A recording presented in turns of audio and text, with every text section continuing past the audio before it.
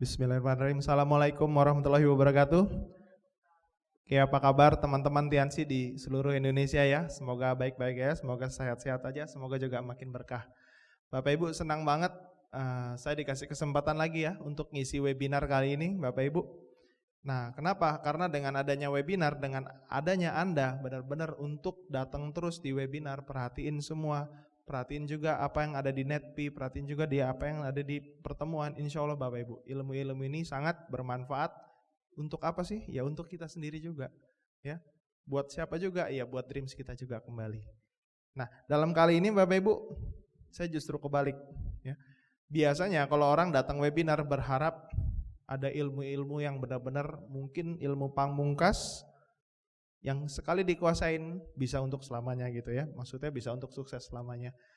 Nah, justru saya juga di sini pengen jadi kasih pertanyaan Bapak Ibu ya.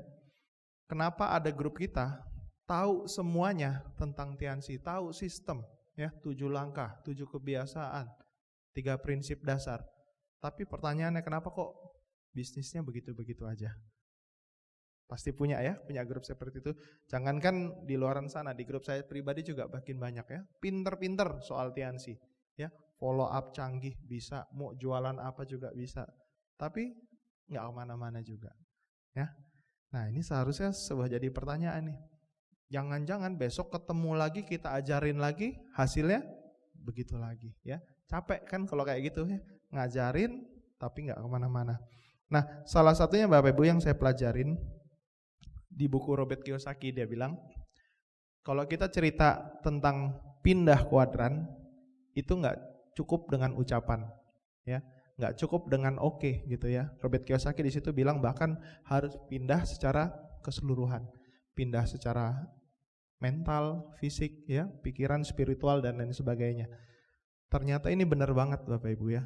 Nah saya banyak juga di grup yang cuman kepengennya pindah gitu, tapi secara fisik, secara pola pikir ya masih di situ-situ juga. Nah ini kan sebenarnya jadi hal yang penting. Kadang-kadang kita lupa karena terlalu pusingin hal teknis, bagaimana cara closing, bagaimana cara punya omset yang besar. Tapi kita lupa sebenarnya, ibaratnya kayak kita mau jalan kemana, kita terlalu musingin petanya, tapi lupa ngisi bensinnya. Ya, dreams itu benar, banyak juga. Ya saya rasa sih kayaknya di dunia ini semua orang pasti punya impian, benar ya.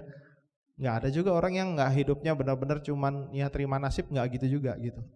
Cuman yang jadi tantangan kadang-kadang ketika mau coba pindah kuadran secara fisik ya, secara mental. Di buku Robert Kiyosaki saya sangat rekomendasi, itu dijelaskan banget terutama di buku Rich Dad Poor Dad ya, bagaimana dia diajarkan oleh orang tuanya yang kaya untuk belajar hidup ya. Di situ saya kena banget. Orang tuanya itu dia bilang, saya nggak mau ngajarin kamu seperti di kelas. Kita nggak ada belajar, kamu kerja di toko saya. Kerjanya ngapain? Ya udah, apa aja di situ kerjain. Bayarannya berapa? Mau belajar atau mau bayar? Saat itu Robert Kiyosaki benar-benar nggak dibayar, sampai akhirnya stres, sampai akhirnya mikir. Ya, nah ujungnya kayak gimana? Anda harus baca sendiri Bapak Ibu. Tapi justru disitulah nilai terbesar. Ya. Nah, salah satu poin sebenarnya yaitu adalah pola pikir Bapak Ibu. Kita tahu semua ilmu tapi kalau pola pikirnya salah, hasilnya pun salah ya. Pola pikir ini kalau saya boleh sedikit cerita, ini mungkin satu langkah di belakang dari sikap positif. Sikap positif itu udah mantep banget semua ya. Tapi untuk mencapai sikap positif yang benar, pola pikirnya juga kita harus benar ya. Mindset ini bahkan bukan cuman di network marketing aja. Kita di luaran sana pun juga harus punya mindset yang tepat ya. Hampir sehari-hari kita membutuhkan mindset ini ya. Mau belok kiri atau belok kanan. Kalau belok kiri keuntungannya ini, belok kanan ya itu kan kembali kita. Keputusan kita kan diambil dari pola pikir yang tepat. Kalau sekali fatal, wah apalagi kita ngomongin bisnis, salah pola pikir ya, kita masih di kuadran yang sebelah sana gitu, beda kuadran, itu sulit sekali pindahnya. Nah disinilah kesempatan inilah di webinar ini saya pengen kupas Bapak Ibu lebih dalam. Sebelum Anda cerita lebih jauh bagaimana punya omset yang besar, bagaimana bisa punya pertemuan yang besar, kadang-kadang kembali sebenarnya masalahnya di kita sendiri, betul ya. Nah nih saya mau coba kupas. Kenapa Bapak Ibu kalau perhatikan di luaran sana banyak sekali buku bestseller, itu ujung-ujungnya sebenarnya yang dibahas sama aja pola pikir. Ya, dari David J. Schwartz, The Magic of Thinking Big, berpikir dan berjiwa besar. Itu mayoritas kalau Anda baca itu mayoritas masih di pola pikir juga. Think and Grow Rich, Napoleon Hill, isinya juga sama, berpikir besar.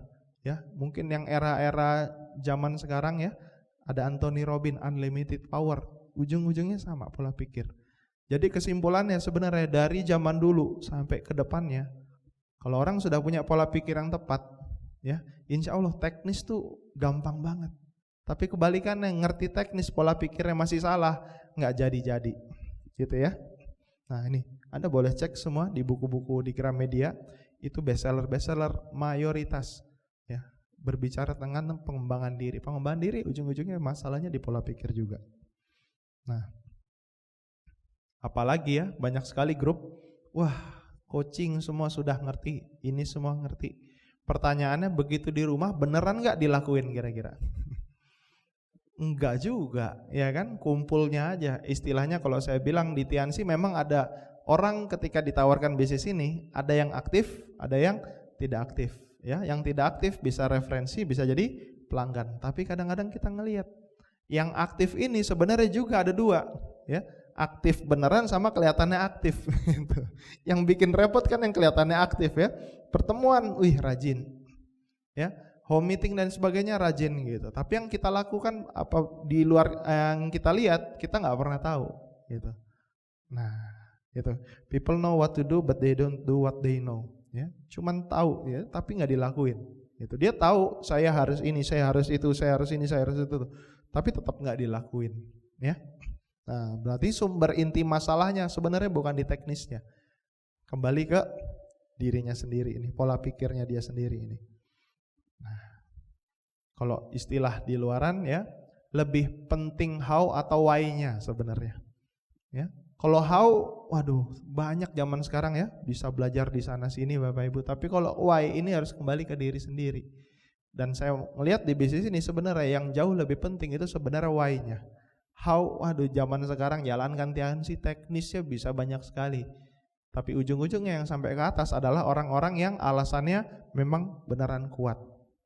Nah, untuk mempelajarin ini Bapak Ibu, ini lebih menemukan kesulitannya sebenarnya di sini. Kalau skill, teknik itu bisa dilihat dengan mata. Contoh, punya grup, ya, pengen grupnya memang dia bisa besar. Mungkin kita bisa latih dia presentasi. Coba presentasi ke saya. Mungkin pas presentasi pun bagus, ya. Coba follow up. Bisa dia ke saya. Kadang-kadang kan kita heran. Ini orang presentasi bisa, follow up bisa, pertemuan datang terus, tapi kenapa nggak ada hasil-hasilnya, ya? Nah, itu dia Bapak Ibu. Yang namanya pola pikir ini kadang-kadang kita nggak bisa ngelihat, ya. Pola pikir ini adanya di alam bawah sadar, gitu. Termasuk saya Bapak Ibu, zaman dulu Bapak Ibu kalau soal teknik, waduh jangan tanya. Saya hampir bisa dibilang nggak pernah datang pertemuan. Tapi ketika ada promo, ada reward, pola pikir saya langsung bekerja. Wah, ini mah bukan kapasitas saya. Ini mah paling leader-leader di luaran yang bisa kejar. Mungkin ini leader Bandung, mungkin dari grupnya ini, dari grupnya itu. Setiap ada reward, apapun bentuknya ya, selalu berpikiran seperti itu. Nah, artinya kan apa? Sebenarnya bukan teknisnya. Mungkin kalau diadu posisi saya waktu itu sama distributor baru, yang benar-benar modal pola pikir yang tepat dengan modal semangat yang tepat, mungkin leader itu juga kalah jauh, ya. Kalau diadu jadi pembicara di depan panggung mungkin kalah jauh, tapi ujung-ujungnya yang dapat reward mereka kan gondok gitu ya. Kita perasaan lebih pintar, tapi kenapa dia lebih canggih? Salah satunya di situ. Masalah pola pikir. Pola pikir ini alam bawah sadar, nggak kelihatan. Mungkin Anda pernah ketemu di sebuah pertemuan, ini pembicaranya juga acak-adul, ngomongnya berantakan, kadang-kadang di panggung juga lebay, tapi jadi juga gitu ya. Biasanya kembali ya. Itu alam bawah sadar dia sudah bisa benar-benar nguasain gitu loh. Nah, jadi kan pertanyaannya bagaimana nih punya pola pikir yang tepat. Sedangkan pola pikir ini alam bawah sadar. Mungkin bawaannya sudah tahunan gitu ya. Misalkan ya memang dari kecil sampai dari turun temurun udah keturunan orang susah. Ketika dibawa ke pertemuan, Artinya udah resisten duluan. Ya, dia udah menolak duluan di pola pikirnya, ya gue nggak bisa sukses, keluarga gue semua seperti itu. Dan pola pikir ini juga nggak usah di Tiansi deh, di luaran sana. Ini sudah banyak mempengaruhi sebenarnya. Contoh yang mungkin orang tuanya pengusaha, ya pola pikir ke anak-anaknya sama. Yang dididik adalah mungkin cara bikin usaha. Yang mungkin orang tuanya dokter sama. Mungkin tercipta pola pikirnya ke anak-anaknya, ya kalau udah gede jadi dokter. Nah, jadi inilah hal yang sebenarnya tidak kelihatan tapi sangat pengaruh Bapak Ibu. Ya, apalagi di Indonesia, pola pikir ini sangat kebentuk dengan lingkungan gitu. Nah, ini saya sedikit breakdown ya. Ini saya dapat file menarik banget ya. Bagaimana punya men-setting pola pikir gitu ya. Nah, ini ada mungkin kalau nanti ada insight-nya Anda bisa lihat ya. Ada istilahnya golden circle ya, lingkaran emas. Lingkaran terluar itu judulnya what atau apa. Lingkaran yang di dalamnya lagi how, bagaimana. Yang dalamnya lagi ini why. Nah, maksudnya apa? Contoh, ketika kita nawarin ke orang ya, pola pikirnya itu dari atas gitu, dari what ya. Ketika kita tawarin apa nih? MLM ya. Kira-kira kalau orang yang berpikirnya cuma sampai di what, hasilnya bagaimana kira-kira? Oh, dia udah cukup, yang dia analisa MLM doang gitu. Aduh, MLM ini enggak bagus, bla bla bla bla bla bla bla bla gitu. Berhenti dia cukup sampai di what-nya. Tapi kalau orang yang sudah lebih dalam lagi, oh iya MLM bagus ya, caranya gimana? Orang-orang seperti ini dia lebih pusingin bagaimana caranya. Ya, seperti yang kita tahu Bapak Ibu, di bisnis ini yang namanya teknis cuma 5%. 95%-nya lagi itu impian dan sikap Bapak Ibu. Nah, justru orang yang berpikirnya kebalik ya. Why-nya dulu, baru how-nya, baru what-nya. Kadang-kadang enggak mikirin. Ya, contoh kayak saya juga enggak seneng-seneng banget sebenarnya nawarin produk ya. Cerita sana sini ya, kenal nggak kenal harus berbaik-baikan gitu ya. Saya nggak terlalu senang sebenarnya dunia seperti ini ya, walaupun akhirnya saya makin sadar ini dunia yang sangat mulia sekali gitu ya. How-nya sebenarnya saya juga nggak kepikiran harus bisa ngomong ya. Saya pernah zaman SMP disuruh berdiri di depan panggung ya, itu nggak ngomong sama sekali ya, apalagi nawarin produk. Itu hal yang sangat jauh dari pikiran saya Bapak Ibu ya. Tapi kenapa leader-leader yang nggak punya kemampuan apapun ya, bahkan ya nggak suka MLM pun tetap bisa berhasil di usaha ini? Karena mereka lebih fokus ke why-nya, alasannya. Ya, alasan-alasan kami leader-leader ini sudah sangat kuat Bapak Ibu. Jadi nggak penting suka MLM atau nggak penting ngerti jalanin atau enggak. Ya, mungkin Anda sering ngelihat juga ya Panyoman Budiade dengan sangat sederhana tapi why-nya jelas. Dia pengen memutus rantai kemiskinan Bapak Ibu ya. Bagi dia, kalau yang saya pelajarin dari NetP-nya, itu lebih penting jalankan usaha ini walaupun dihina, walaupun terseret-seret, daripada dia nggak bisa bayar les buat anaknya. Nah, itu kena banget buat saya Bapak Ibu ya. Saya juga di sini posisinya juga seperti itu. Saya nggak terlalu penting nawarin temen, mau sampai temen ngehina pun no problem gitu ya. Saya nggak terlalu pusingin juga. Saya harus belajar teknik-teknik dan lain sebagainya. Yang penting masa depan lebih terjamin, gitu ya. Saya juga kemarin di Cirebon belajar banyak sama leader-leader Cirebon ya, Pak Beno, Pak Arman, Bu Anggi ya, Pak Norman. Itu benar-benar istilahnya apa ya? Di grup itu ditanamkan Bapak Ibu. Ya, pilihannya kadang dua. Apalagi orang-orang yang memang standar hidupnya masih harus berjuang gitu. Lebih penting mana ya, ditolak lebih penting mana gitu ya, ditolak sama temen ya, ekstrimnya teman mungkin menghina, daripada di rumah nggak bisa makan. Itu yang sebenarnya, oh iya sebenarnya paradigma ini dulu yang harus masuk ke grup, baru kita cerita teknis ya.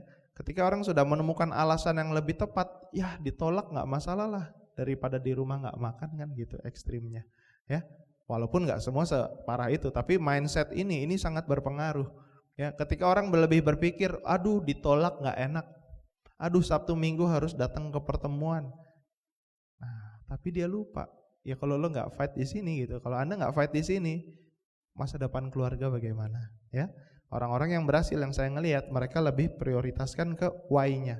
Teknisnya mungkin mereka nggak juga nyaman di situ, tapi tetap fight di situ. Jadi kebayang ya, ketika orang rata-rata cuman berpikir MLM ini bagus atau enggak ya.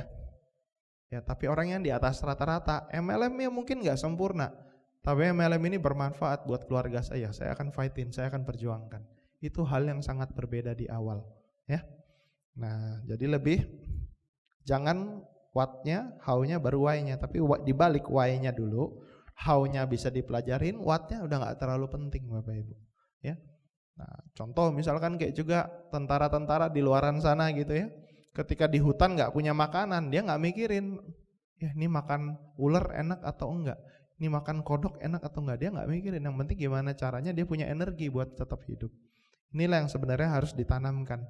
Di zaman yang sekarang ya serba kesulitan, kalau masih pilih-pilih peluang, waduh itu bisa banyak korban gitu ya, terutama di keluarga kita sendiri.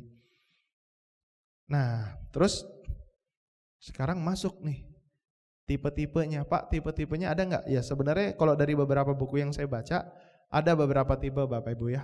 Dulunya cuman berpikir, ada dua nih, orang yang berpikirannya fix, ya nggak bisa digoyahkan, ya. Ada orang yang pikirannya berkembang. Contoh, nah ini saya sedikit bacain, ya. Orang-orang yang memang sudah ahli, gitu ya, mereka akan mencari kesempurnaan, ya, dan mereka akan menghindari kegagalan.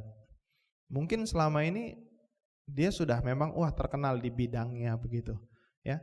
Tapi misalkan tiba-tiba ya ada sesuatu di bidangnya dan ditawarkan bisnis network marketing, dan ini bisnis yang nggak sempurna, memang betul, ya. Dia akan cari-cari kekurangan network marketing, ya.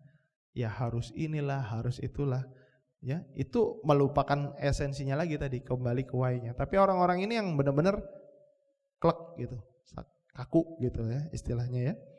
Nah, sedangkan orang-orang yang pikirannya berkembang ya, justru dia mencari hal-hal baru yang kira-kira dia bisa pelajarin. Nah, ini kan berbeda sekali ya. Yang satu maunya sempurna dan menghindari kegagalan, kalau yang ini pengennya nyoba terus, cobain deh, cobain deh, cobain deh. Gitu, ya. Itu salah satu yang fix sama yang grow gitu. Nah, yang fix ini juga dia biasanya lebih fokus mengembangkan apa yang dia kuasain, ya. Misalkan memang dia menguasai bidang kuliner, ya dia akan mengembangkan usaha-usahanya yang khusus memang di kuliner gitu.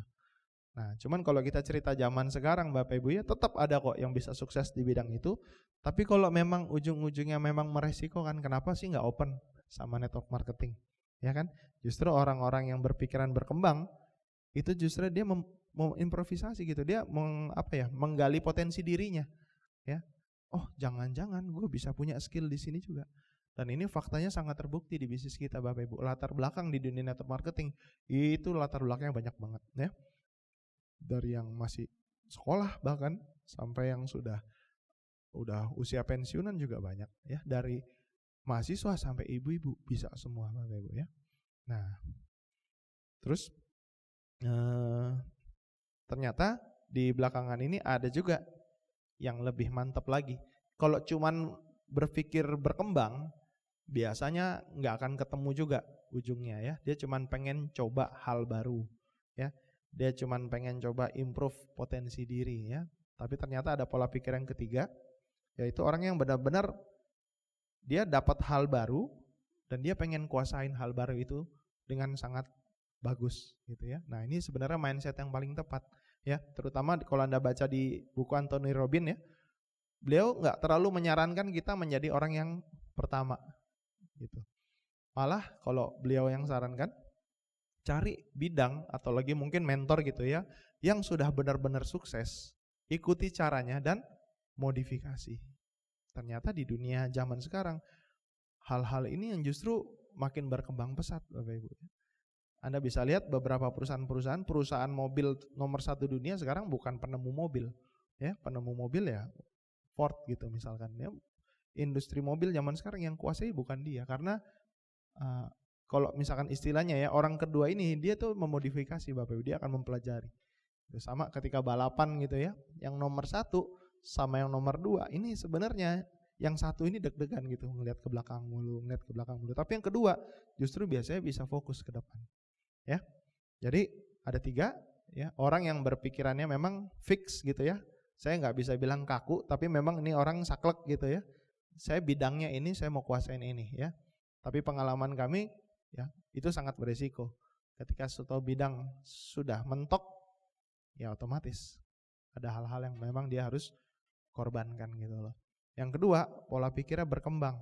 Bagus, ya dia pengen coba hal-hal baru ya, tapi nggak cukup sampai di situ. Karena Anda harus fokus juga, harus benar-benar asah skill sampai benar-benar mendapatkan hasilnya, yaitu yang pola pikir yang sudah mikirnya benar-benar benefit gitu loh ya. Dia nggak cukup puas dengan hanya berkembang, dia pengen harus berhasil di situ. Nah, Anda tipe yang mana ya? Fix kah? Nggak bisa goyang ya, ketika dikasih masukan sama upline, oh nggak mau, harus ini. Ingat selalu ada konsekuensi ya. Anda yang tipenya berkembang, nah, ini juga jangan cepat puas. Oh yang penting udah CP, oh yang penting sudah royal, oh yang penting sudah terima reward. Bahkan kita masih banyak Pak, masih kita kejar, masih belum ada executive director di Indonesia ya, kita masih bisa kejar. Dan lebih menarik sebenarnya TNC ini kan bukan bidang hal yang kita membuat sesuatu yang belum ada. Kita sudah ada, semua leader-leader kita tinggal contoh dan kita bisa modifikasi juga. Nah, jadi kalau dibilang Bapak Ibu ya, ini sebenarnya bukan soal orangnya harus pintar. Pak, jalanin TNC kalau begitu harus pintar dong. Enggak juga Bapak Ibu ya. Ini masalah pola pikir sebenarnya. Nah, nanti saya cerita apa aja sih contoh-contohnya. Bukan soal pintar-pintaran seperti di dunia pendidikan pada umumnya ya, ngerti ini, ngerti itu, enggak ya. Yang namanya pola pikir itu memang terus berkembang gitu ya. Mungkin masalah sekarang kelihatannya besar gitu, tapi setelah kita pelajarin, wah dulu ternyata masalah itu mah kecil banget ya, sepele banget gitu. Nah, ini saya kasih contoh beberapa. Setiap situasi butuh pola pikir yang tepat ya. Contoh, misalkan Anda baru mau gabung misalkan, tentunya berpikir kalau saya join, duit keluar, belum tentu duitnya masuk lagi. Nah, pola pikir apa nih yang seperti ini ya, yang harus kita tepat. Nah, saya kemarin juga belajar dari Tung Desem Waringin gitu ya. Kalau dia mengkategorikan pengeluaran itu ada 3. Pertama, pengeluaran konsumtif, sudah jelas, beli makan, beli pakaian ya. Ketika kita keluarin duit, ya udah duitnya keluar gitu. Terus yang kedua ya memang ada yang pola pikir pengeluaran produktif ya. Contoh ya, kita beli emas misalkan, itu kan juga nanti naik. Kita beli tanah, kita beli rumah, duitnya keluar, tapi kan nilainya naik. Suatu saat kita bisa jual, kita bisa balik lagi gitu ya. Termasuk juga bisnis ini ya, kalau kita pikirnya cuma keluar duit platinum, gold, dan itu nggak kembali lagi, nah itu artinya sudah salah. Apalagi ketakutan, ntar kalau gua keluarin bener nggak ya. Nah ini hati-hati Bapak Ibu ya. Robert Kiyosaki juga sudah pesankan, orang yang paling kehilangan uang adalah orang yang paling takut kehilangan uang. Jadi maksudnya gimana? Anda mungkin rela-rela nahan-nahan, wah jangan deh, saya jangan join TNC dulu, duitnya nanti hilang, duitnya nanti nggak balik gitu ya. Tapi secara tidak langsung misalkan gitu ya, Anda tiba-tiba beli mobilnya kredit, terus beli rumah kredit, secara nggak langsung duit kita hilang nggak tuh kalau kayak gitu? Hilang juga sebenarnya. Tapi sebaliknya, Anda keluarkan mungkin jalankan TNC, apapun paketnya terserah Anda gitu ya. Nah, begitu Anda berhasil, Anda bisa beli rumahnya cash, bisa beli mobilnya cash, cuman gara-gara ngeluarin duit di awal doang gitu. 5 juta, 11 juta. Memang kita bukan investasi yang pasif gitu ya, ditaruh terus nggak jadi ya. Ini investasi yang tetap membutuhkan Anda aktif gitu. Nah, jadi jangan pernah ragu, Anda mau kejar platinumnya, Anda mau kejar goldnya, ini penting sekali ya, terutama stok produk zaman sekarang. Kalau Anda nggak nyetok, tiba-tiba ada order nggak jadi, ya itu kan bukan salah TNC-nya juga. Yang namanya juga distributor ya harus punya stok produk gitu. Jangan berpikir, wah nanti gua nyetok produknya nggak laku. Nah, hati-hati ya pola pikir gitu lagi. Dan Tung Desem juga ingatkan ya, ada pola pikir ketiga ya. Saya lupa namanya persis apa, tapi karakternya seperti ini. Contoh, ada seminar ya di Tianxi, misalkan business convention atau vision seminar ya. Wah, ini keluar duit nih 80.000, 100.000. Belum tentu, nggak ada baliknya gitu ya. Tapi apa yang kira-kira berubah? Pola pikir kita lagi. Sebenarnya di antara semua, kalau Anda benar-benar pengen ngeluarin duit yang paling mahal, sebenarnya justru otak kita ke atas nih, leher ke atas, supaya bisa beli leher ke bawah gitu sebenarnya. Kadang-kadang kita nahan-nahan ini, gak usah lah, 100.000 sayang, 200.000, apalagi nyetok sampai 5 tiket, 10 tiket. Ya, kelihatannya, wah nanti kalau nggak habis gimana? Pola pikir kan bermain di situ, benar gak? Nah, ya datang sendiri, bagus, tapi mindset kita doang yang jadi. Sedangkan yang namanya network marketing, ini teamwork Bapak Ibu. Makanya Anda harus berpikir, wah kalau saya stok 5 dan saya bawa 5 orang ke situ, itu pasukan saya juga udah makin bagus. Ya. Nah, kebayang ya, jadi ada orang yang berpikir pengeluaran ini salah pola pikirnya. Tapi ada orang yang dengan tepat justru bisa membalikan keadaan semua. Gitu. Nah, tadi saya juga sudah bahas ya soal produk ya, pola pikir. Nggak usah jauh-jauh ya, saya juga kadang-kadang mikir ini sakit batuk, beli obat di apotik atau beli di Tianxi gitu ya. Nah ternyata pas iseng-iseng beli obat di apotik nggak sembuh-sembuh, kan lucu juga gitu. Kenapa nggak beresin sekaligus Tianxi? Toh Tianxi ini juga menarik ya. Awalnya mungkin ada batuk, misalkan beli Renovus, lumayan tuh harganya 500.000 kalau dibandingkan obat batuk di apotik gitu ya. Tapi sadar nggak sih ketika Anda beli Renovus itu Anda sebenarnya detox paru-paru, Anda detox semua pernapasan dan lain sebagainya. Ya, kapan kita terakhir detox badan kita? Gitu. Jadi Tianxi kelihatannya lebih mahal mungkin di apotik, tapi manfaatnya jauh lebih banyak. Ini masalah produk. Ya, saya juga tadi udah cerita banyak sama Mbak Cucut ya. Pak, saya kalau udah penyakit gini maunya ke rumah sakit. Gitu ya, faktanya ada juga yang di rumah sakit nggak sembuh, udah ratusan bahkan mungkin miliaran. Di Tianxi cuman beberapa produk ada yang bisa sembuh. Ya, di rumah sakit ada yang sampai amputasi tanpa, tapi kalau di Tianxi dengan duit seperti itu nggak jadi amputasi, malah bisa sehat kembali. Nah itu kembali ya ke pola pikir ya. Dan saya juga beberapa buku saya baca gitu ya, yang kemarin tuh Grant Cardone dia bilang ya, kalau Anda nggak bisa menjual produk ke diri Anda sendiri, jangan harap Anda bisa menjual produk ke orang lain. Ya, kita aja mikir-mikir mau beli produk, boro-boro kita nawarin ke orang lain. Nah itu kembali apa? Itu masalah pola pikir juga. Jadi kalau Anda nggak benar-benar istilahnya percaya, bukan 100% lagi, mungkin 1000% ke produk kita, masih panjang perjalanan Anda di Tianxi Bapak Ibu ya. Nah, lalu pola pikir juga terhadap kegagalan. Contoh ya, tadi sudah nih kita tiket ambil 5, datang mungkin ya, ada yang datang, tapi tentunya ada yang nggak datang. Nah, yang nggak datang mungkin juga duitnya belum bayar. Akhirnya dia ngerasa, waduh, gue udah stok 5, yang datang cuma 2, rugi nih 300.000 ya. Pak Nyoman Budiade juga, wah itu dengan gamblangnya di Netpi ya, sampai jual kalung buat stok tiket vision seminar dan nggak datang semua. Anda bisa bayangkan perasaan beliau seperti itu. Itu yang namanya gagal udah, waduh, campur aduk itu emosional, benar nggak?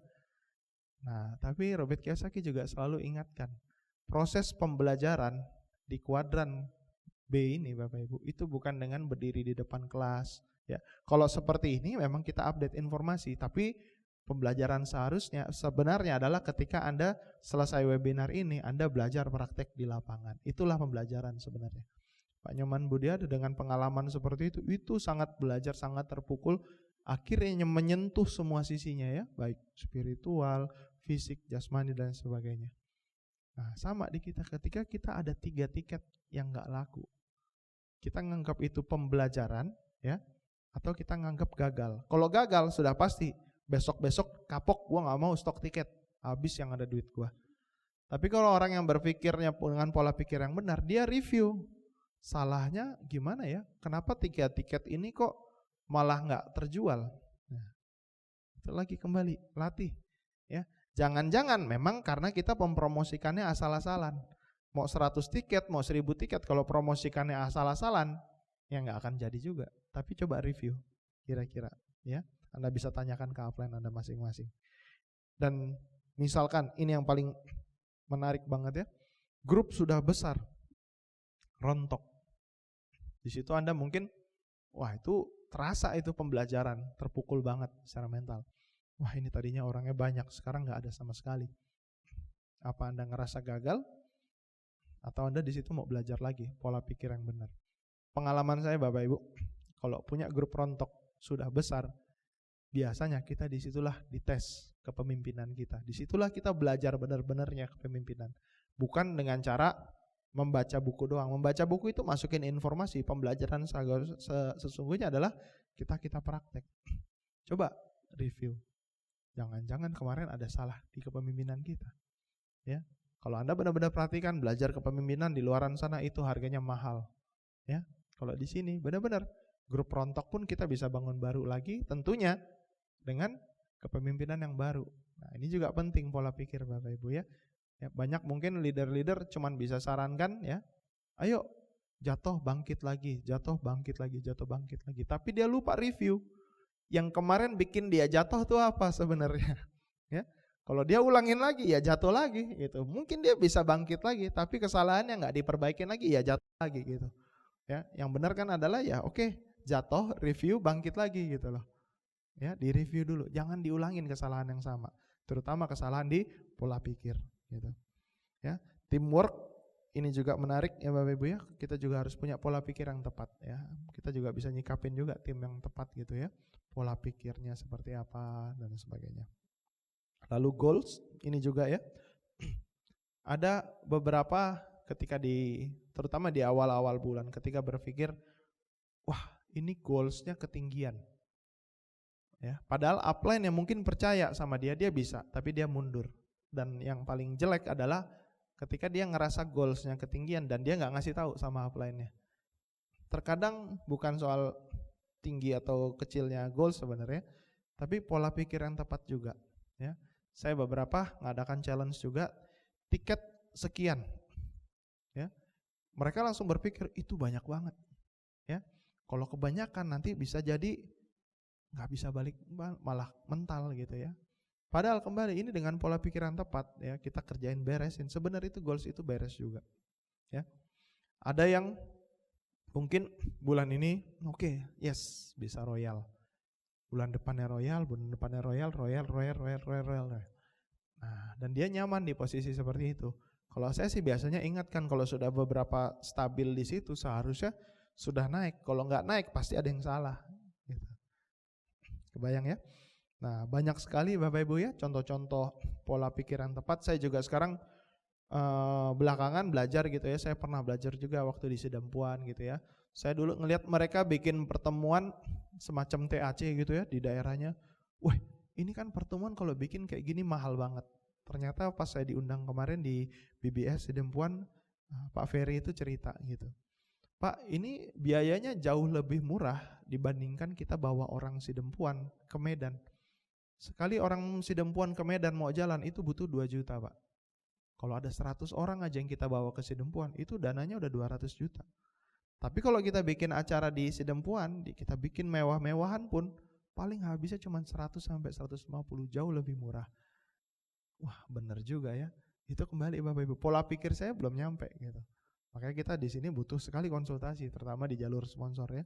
Saya belakangan ini juga ngalamin ya, ketika saya bangun home meeting, ya seperti biasa ya, mungkin kalau home meeting di mall, awal mungkin masih sedikit, tapi lama-lama makin banyak ya.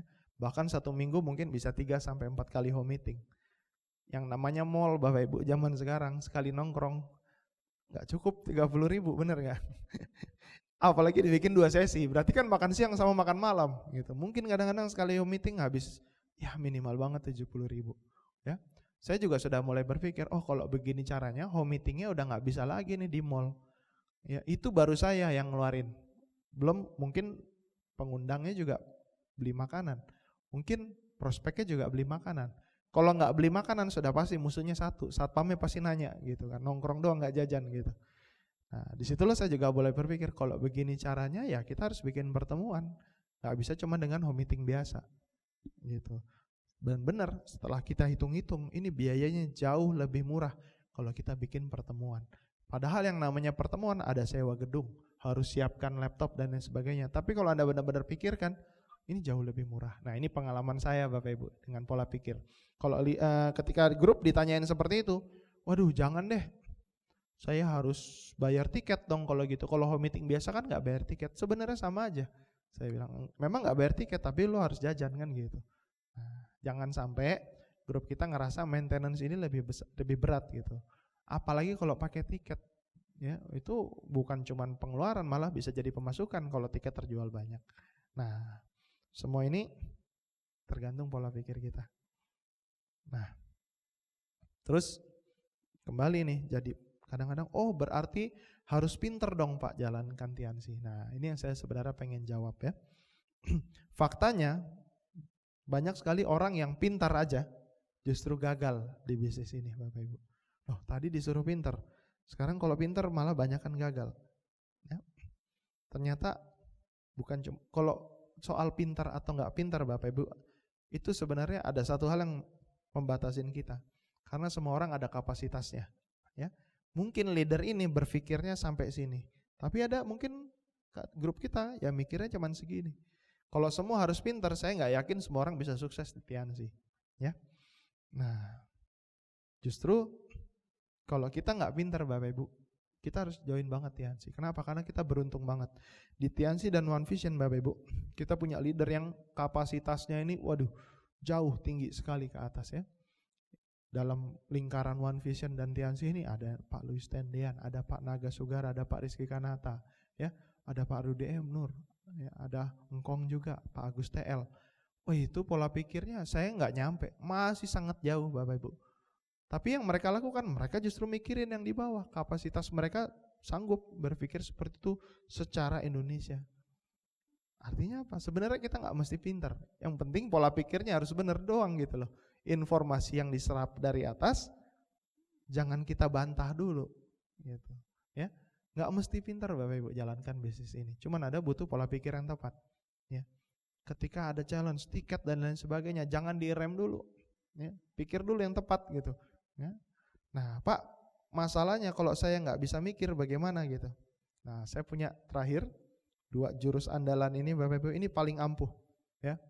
Bahkan saya sangat akui saya nggak ngerti apa-apa ya. Saya setiap ketemu leader-leader besar, saya makin hari makin sadar, sebenarnya saya ini nggak ngerti apa-apa ya.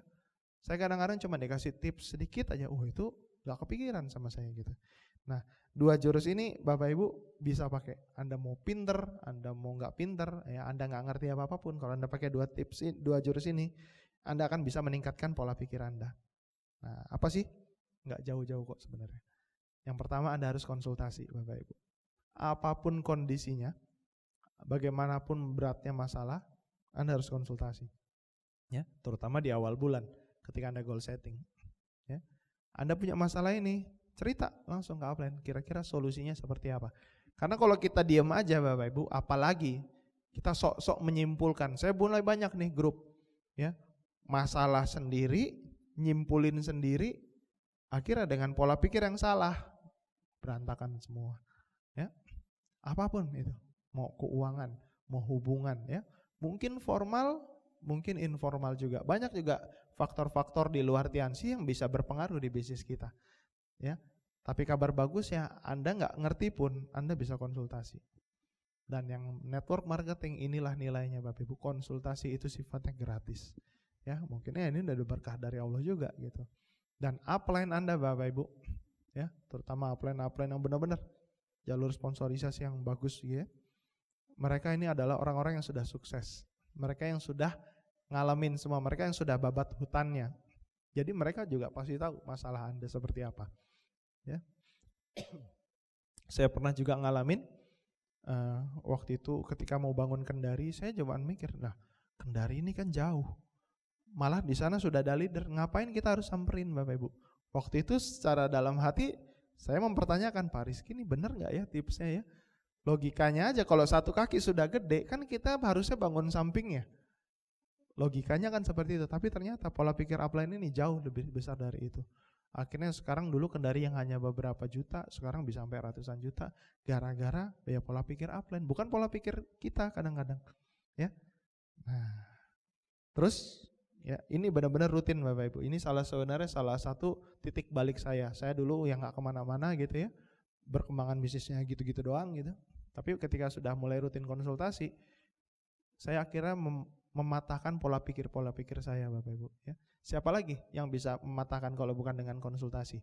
Mungkin kita bisa belajar sendiri ya, dengan buku ini, dengan buku itu. Tapi pengalaman saya Bapak Ibu, kalau kita belajaran di luar, ilmunya masih mentah ya. Ketika Anda bawa ilmu mentah ke Tiansi, urusannya pasti try and error lagi.